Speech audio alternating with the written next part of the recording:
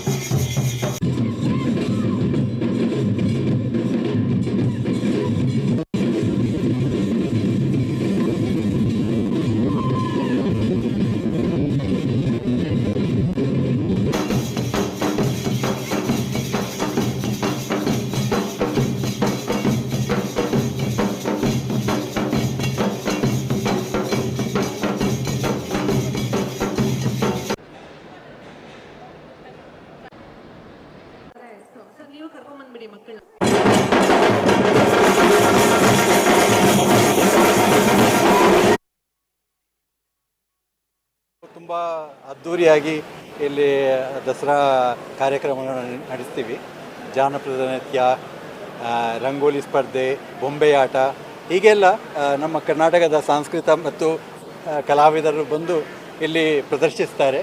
ಎಲ್ಲ ಎಲ್ರಿಗೂ ಸಾರ್ವಜನಿಕರಿಗೂ ಎಲ್ರಿಗೂ ಬಂದು ಮಾಡ್ಬೋದು. ಇವತ್ತಿಂದ 29 29ನೇ ತಾರೀಕುವರೆಗೆ ಎವ್ರಿ ಡೇ ನಡೀತಾ ಇರುತ್ತೆ. ಮತ್ತು ಯಾವೆಲ್ಲ ಕಾರ್ಯಕ್ರಮಗಳನ್ನು? ಯಕ್ಷಗಾನ, ಬೊಂಬೆ ಆಟ, ಆಮೇಲೆ ಡೊಳ್ಳು ಕುಣಿತ ಇರಬೇಕು, ವಿವಿಧ ಕಾರ್ಯಕ್ರಮಗಳು ಎಲ್ಲ ನಮ್ಮ ಕರ್ನಾಟಕದ ಕಲಾ ಪ್ರತಿನಿಧಿಗಳು ಬಂದು ಇಲ್ಲಿ ಮಾಡ್ತಾರೆ. ಅಲ್ಲಿ ಎಲ್ಲ ನೋಡಿ ತುಂಬ ಎಂಜಾಯ್ ಮಾಡ್ತಾರೆ. ಸೊ ಹಾಗೆ ಈ ವರ್ಷವೂ ನಾವು ಮಾಡ್ತೀವಿ. ಪ್ರತಿದಿನ ನಮ್ಮವರು ಎಲ್ಲ ಬರ್ತಾರೆ.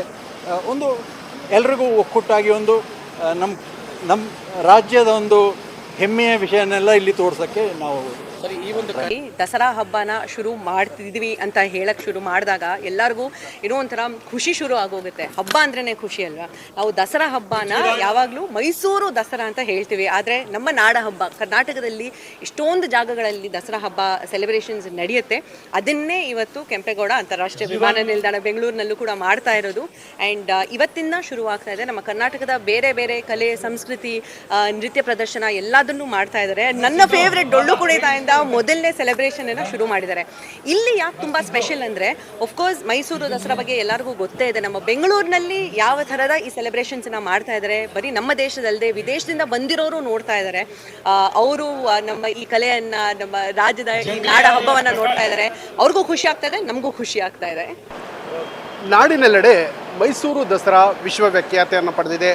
ಅದೇ ರೀತಿಯಾಗಿ ಬೆಂಗಳೂರಿನ ಕೆಂಪೇಗೌಡ ಅಂತಾರಾಷ್ಟ್ರೀಯ ವಿಮಾನ ನಿಲ್ದಾಣದಲ್ಲೂ ಕೂಡ ವಿದೇಶಿ ಪ್ರವಾಸಿಗರನ್ನು ಅಟ್ರ್ಯಾಕ್ಟ್ ಮಾಡೋಕ್ಕೋಸ್ಕರ ಏನು ಕೆಂಪೇಗೌಡ ಅಂತಾರಾಷ್ಟ್ರೀಯ ವಿಮಾನ ನಿಲ್ದಾಣದಲ್ಲಿ ದಸರಾ ಗೊಂಬೆಗಳ ಪ್ರದರ್ಶನವನ್ನು ಇಟ್ಟಿರುವಂಥದ್ದು ನಾವು ದೃಶ್ಯಗಳಲ್ಲಿ ಕೂಡ ನೋಡ್ಬೋದು. ನಮ್ಮ ಹಿಂದೆಗಡೆ ಇರುವಂತಹ ಏನು ಕೆಂಪೇಗೌಡ ಅಂತಾರಾಷ್ಟ್ರೀಯ ವಿಮಾನ ನಿಲ್ದಾಣದ ಟರ್ಮಿನಲ್ 2ರಲ್ಲಿ ದಸರಾ ಗೊಂಬೆಗಳನ್ನು ಇಟ್ಟಿರುವಂಥದ್ದು. ದಸರಾ ಗೊಂಬೆಗಳಲ್ಲಿ ವಿಶೇಷವಾಗಿ ನವರಾತ್ರಿ ಬಂತು ಅಂದರೆ ನವದುರ್ಗೆಯರ ಗೊಂಬೆಗಳನ್ನು ಇಟ್ಟು ಪ್ರದರ್ಶನ ಮಾಡುವಂಥದ್ದು, ಪಟ್ಟದ ಗೊಂಬೆಗಳನ್ನು ಕೂರಿಸುವಂಥದ್ದು ಒಂದು ಪ್ರತೀತಿ ಇದೆ. ಏನು ಕರ್ನಾಟಕ ರಾಜ್ಯಾದ್ಯಂತ ನಾಡಿನೆಲ್ಲೆಡೆ ದಸರಾ ಹಬ್ಬ ಬಂತು ಎಂದರೆ ಸಾಕಷ್ಟು ದಸರಾ ಮನೆಗಳಲ್ಲಿ ಗೊಂಬೆಗಳನ್ನು ಕೂರಿಸುವಂಥ ಕೆಲಸ ಮಾಡ್ತಾರೆ. ಅದೇ ರೀತಿಯಾಗಿ ವಿದೇಶಿಗರು ಮತ್ತು ನಾನಾ ರಾಜ್ಯದ ಭಾಗಗಳ ಜನತೆ ಆಗಮಿಸ್ತಾರೆ ಕೆಂಪೇಗೌಡ ಅಂತಾರಾಷ್ಟ್ರೀಯ ವಿಮಾನ ನಿಲ್ದಾಣಕ್ಕೆ. ಆ ಹಿನ್ನೆಲೆಯಲ್ಲಿ ಒಂದು ನಮ್ಮ ನಾಡಿನ ನೆಲ ಜಲ ಸಂಸ್ಕೃತಿಯನ್ನು ಪ್ರದರ್ಶನ ಮಾಡಬೇಕು ಅನ್ನುವ ನಿಟ್ಟಿನಲ್ಲಿ ಏನು ಕೆಂಪೇಗೌಡ ಅಂತಾರಾಷ್ಟ್ರೀಯ ವಿಮಾನ ನಿಲ್ದಾಣದಲ್ಲಿ ದಸರಾ ಗೊಂಬೆಗಳನ್ನು ಇಟ್ಟು ಒಂದು ಪ್ರದರ್ಶನವನ್ನು ಮಾಡ್ತಾ ಇರೋದು. ಅದೇ ರೀತಿಯಾಗಿ ವಿವಿಧ ಜಾನಪದ ಕಲಾ ತಂಡಗಳಿಂದ ಒಂದು ಡೊಳ್ಳು ಕುಣಿತ ಇರ್ಬೋದು, ಗಾರುಡಿ ಗೊಂಬೆ ಇರ್ಬೋದು, ನಾನಾ ರೀತಿಯ 9 ದಿನಗಳ ಕಾಲ ನಾನಾ ರೀತಿಯ ಕಲೆಗಳ ಪ್ರದರ್ಶನವನ್ನು ಏನು ಕೆಂಪೇಗೌಡ ಅಂತಾರಾಷ್ಟ್ರೀಯ ವಿಮಾನ ನಿಲ್ದಾಣದಲ್ಲಿ ಮಾಡ್ತಾರೆ.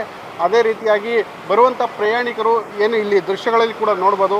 ಈ ಭಾಗದಲ್ಲಿ ಬರುವಂತಹ ಒಂದು ಲಕ್ಷ್ಮೀನಾರಾಯಣ ಇರ್ಬೋದು, ಚಾಮುಂಡಿ ಇರ್ಬೋದು, ವರಹಸ್ವಾಮಿ ಇರ್ಬೋದು, ವಿವಿಧ ರೀತಿಯ ಸರಸ್ವತಿ ಇರ್ಬೋದು, ನವದುರ್ಗೆಯರು ಇರ್ಬೋದು, ಮತ್ತು ಪಟ್ಟದಗೊಂಬೆಯಲ್ಲಿ ರಾಜ ಮಹಾರಾಜರ ಕಾಲದಲ್ಲಿ ಏನು ಒಂದು ಕಲ್ಯಾಣೋತ್ಸವ ಕಾರ್ಯಕ್ರಮ ನಡೆಯಿತು. ಆ ಕಲ್ಯಾಣೋತ್ಸವದ ಕಾರ್ಯಕ್ರಮದ ದೃಶ್ಯಗಳು ಕೂಡ ಇಲ್ಲಿ ನಮ್ಮ ನಾಡಿನ ಸಂಸ್ಕೃತಿಯನ್ನು ಬಿಂಬಿಸುವಂತಹ ಕೆಲಸವನ್ನು ಮಾಡಿದ್ದಾರೆ. ಕೆಂಪೇಗೌಡ ಅಂತಾರಾಷ್ಟ್ರೀಯ ವಿಮಾನ ನಿಲ್ದಾಣಕ್ಕೆ ಬರುವಂಥ ಪ್ರಯಾಣಿಕರು ನಾನಾ ಭಾಗದ ಪ್ರಯಾಣಿಕರು ಆಗಮಿಸ್ತಾರೆ. ಅವರು ಏನು ಕೆಂಪೇಗೌಡ ಏರ್ಪೋರ್ಟ್ನಲ್ಲಿ ನಮ್ಮ ನಾಡಿನ ಸಂಸ್ಕೃತಿಯನ್ನು ನೋಡಿ ನಾನಾ ಭಾಗಗಳಿಗೆ ತೆರಳಿ ಆ ಸಾಮಾಜಿಕ ಜಾಲತಾಣಗಳಲ್ಲಿ ಅಪ್ಲೋಡನ್ನು ಮಾಡಿ ಫೋಟೋಗಳನ್ನು ಕ್ಲಿಕ್ಕಿಸ್ಕೊಂಡು ಹೋಗ್ತಾ ಇರೋಂಥದ್ದು ನಾವು ಕೂಡ ಇಲ್ಲಿ ನೋಡ್ಬೋದು. ಒಟ್ಟಾರೆಯಾಗಿ ಮೈಸೂರು ದಸರಾ ಒಂದು ರೀತಿಯಾಗಿ ವಿಶ್ವವಿಖ್ಯಾತಿ ಆದರೆ ಬೆಂಗಳೂರಿನ ಕೆಂಪೇಗೌಡ ಅಂತಾರಾಷ್ಟ್ರೀಯ ವಿಮಾನ ನಿಲ್ದಾಣದಲ್ಲೂ ಕೂಡ ನಾಡಿನ ಪರಂಪರೆಯನ್ನು ಬಿಂಬಿಸುವಂಥ ಕೆಲಸವನ್ನು ಕೆಂಪೇಗೌಡ ಏರ್ಪೋರ್ಟ್ ಆಡಳಿತ ಮಂಡಳಿ ಮಾಡ್ತಾ ಇದ್ದಾರೆ. Gangaraju N, freedom TV, Devanahalli. ಕ್ಷಣ ಕ್ಷಣದ ಸುದ್ದಿಗಳಿಗಾಗಿ ಫ್ರೀಡಮ್ ಟಿವಿ ಸಬ್ಸ್ಕ್ರೈಬ್ ಮಾಡಿ, ಲೈಕ್ ಮಾಡಿ ಹಾಗೂ ಫಾಲೋ ಮಾಡಿ. ಹೊಸ ಸುದ್ದಿಗಳ ನೋಟಿಫಿಕೇಶನ್ಗಾಗಿ ಬೆಲ್ ಐಕಾನ್ ಮೇಲೆ ಕ್ಲಿಕ್ ಮಾಡಿ.